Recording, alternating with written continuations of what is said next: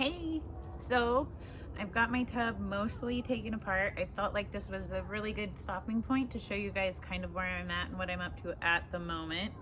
Again, apologies for never making a video about the tub up to this point until I am taking it down. It was my first year doing a tub, which seemed like a lot.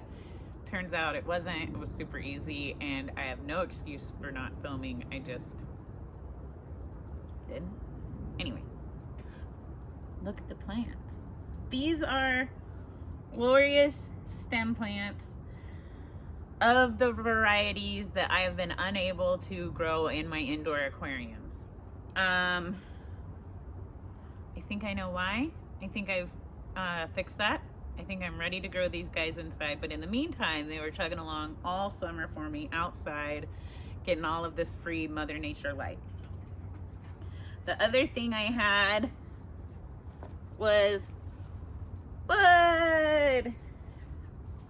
So many pieces of driftwood that I found along the river throughout the summer, throughout my wanderings and adventures, that I brought home and hosed off and tucked into there and have forgotten about until now. Oh, I love this one. Look at that. Pretty dope. Until cleaning it out, and now I get to choose what all I'm going to be working with while I'm planting and redoing some tanks. Here's all of the stem plants that need to be de-duckweeded. And in the comments, I need your suggestions.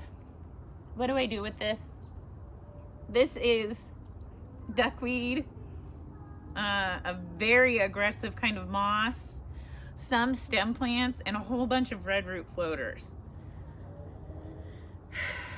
And I feel like I ought to throw it away because I don't like duckweed.